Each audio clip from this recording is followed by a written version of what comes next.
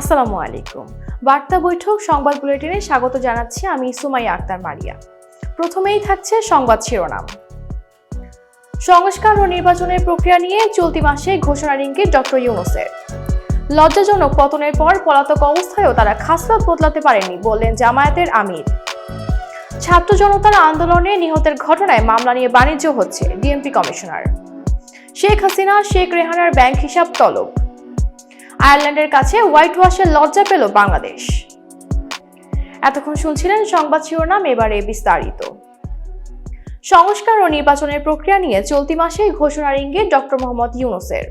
জাতীয় নির্বাচনের আগে প্রয়োজনীয় সংস্কারের গুরুত্ব পুনর্ব্যক্ত করে প্রধান উপদেষ্টা ডক্টর মোহাম্মদ ইউনূস ডিসেম্বর মাসের শেষের দিকে সংস্কার ও নির্বাচনের প্রক্রিয়া সম্পর্কে একটি ঘোষণার ইঙ্গিত দিয়েছেন। ঘোষণায় এটি কিভাবে এগিয়ে নেওয়া হবে এবং নতুন বাংলাদেশ রূপকল্পের সঙ্গে সামঞ্জস্য রেখে প্রত্যাশা পূরণ করবে তার রূপরেখা দেওয়া হবে বলে উল্লেখ করেছেন তিনি। প্রধান উপদেষ্টার কার্যালয়ে ইউরোপীয় দেশগুলোর রাষ্ট্রদূতের সঙ্গে এক মতবিনিময় সভায় ডক্টর মোহাম্মদ ইউনূস নির্বাচন সংস্কার কমিশনের কথা উল্লেখ করে বলেন, পুরনো ধাঁচের সমস্যা এড়াতে নির্বাচনের আগেই কিছু সংস্কার কাজ শেষ করতে হবে। ডক্টর মোহাম্মদ ইউনূস বলেন, নির্বাচনী প্রক্রিয়ায় এসব প্রস্তাব অন্তর্ভুক্ত করার জন্য প্রতিবেদনের জন্য অপেক্ষা করতে হবে। সরকার যদি এখন নির্বাচন করে তাহলে তা হবে সেকেলে এবং পুরনো ধাঁচের সব সমস্যা ফিরে আসবে।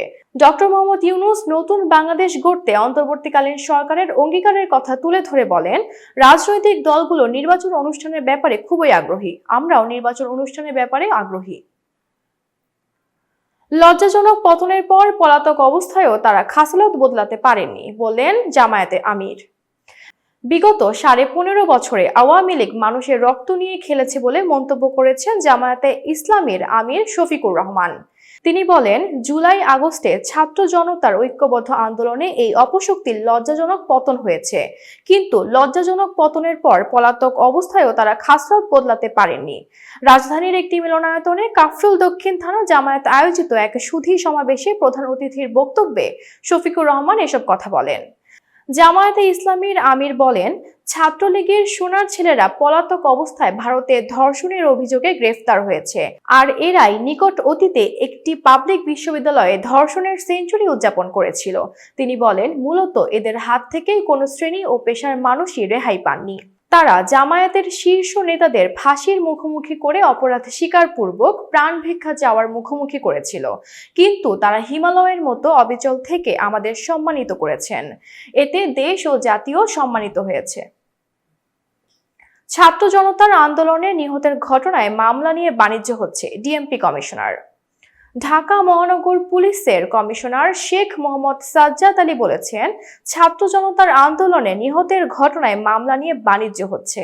গতকাল রোববার বিকেলে এমন ঘটনায় জড়িত অভিযোগে মোহাম্মদপুর অঞ্চলের এক পুলিশ কর্মকর্তার বিরুদ্ধে ব্যবস্থা নেওয়া হয়েছে। গতকাল সোমবার রাজধানীর মিন্টো রোডে ডিএমপির মিডিয়া সেন্টারে মিট দ্য প্রেস অনুষ্ঠানে ডিএমপি কমিশনার এসব কথা বলেন। তিনি বলেন, ওই সব মামলায় আসামি হলেই গ্রেফতার কিংবা বাসায় বাসায় গিয়ে হয়রানি করা যাবে না। তদন্তে ঘটনার সঙ্গে জড়িত থাকার প্রমাণ পাওয়া গেলেই কেবল আইনের আওতায় আনা যাবে। পরিবর্তিত পরিস্থিতিতে বর্তমানে ডিএমপি এবং সেই সঙ্গে বাংলাদেশ পুলিশ নতুনভাবে বাংলাদেশের মানুষকে সেবা দেওয়ার কাজ শুরু করেছে বলে জানিয়েছেন নতুন ডিএমপি কমিশনার সাজ্জাদ আলী।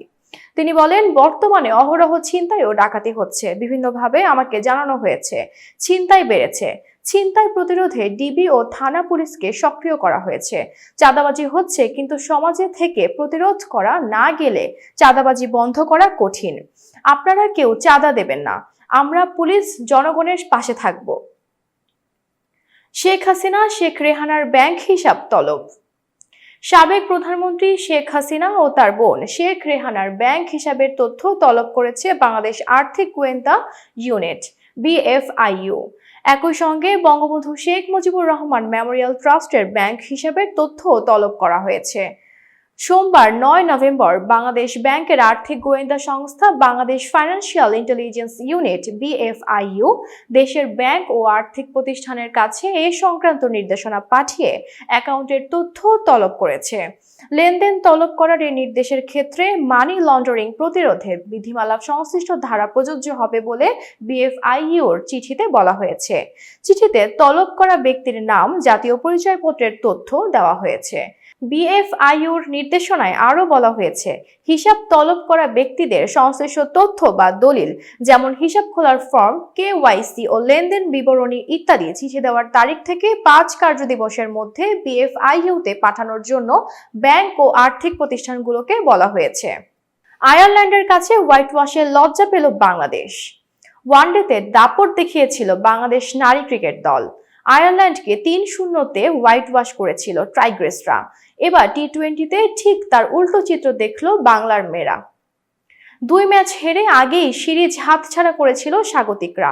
তৃতীয় টি-20তে আইরিশদের কাছে 4 উইকেটে হেরে হোয়াইট ওয়াশের লজ্জা পেল নিগার সুলতানা জ্যোতির দল। সোমবার 9 ডিসেম্বর সিলেটে টস হেরে ব্যাট করতে নামে বাংলাদেশ। শুরুটা ভালো করলেও বড় স্কোর করতে পারেনি টাইগ্রেসরা। নির্ধারিত 20 ওভারে 7 উইকেট হারিয়ে 123 রান সংগ্রহ করে বাংলাদেশ। দলের পক্ষে সুবহানা মুস্তারি 40 বলে 45 ও শারমিন আক্তার 33 বলে 34 রান করেন। 124 রানের টার্গেটে ব্যাট করতে নেমে উড়ন্ত শুরু পায় আয়ারল্যান্ড। উদ্বোধনী জুটিতে 55 রান সংগ্রহ করেন 2 ওপেনার এমি হান্টার ও গ্যাবি লুইস। এমি 24 বলে 28 ও গ্যাবি 24 বলে 21 রান করে আউট হয়। মাঝে আইরিশদের দ্রুত কয়েকটি উইকেট তুলে নিয়ে ম্যাচে ফেরার আভাস দেয় বাংলাদেশ। এতক্ষণ বার্তা বৈঠকের সাথে থাকার জন্য ধন্যবাদ। নতুন নতুন তথ্য ও সংবাদ পেতে বার্তা বৈঠকের ইউটিউব চ্যানেল ও ফেসবুক পেজের সাথেই থাকুন।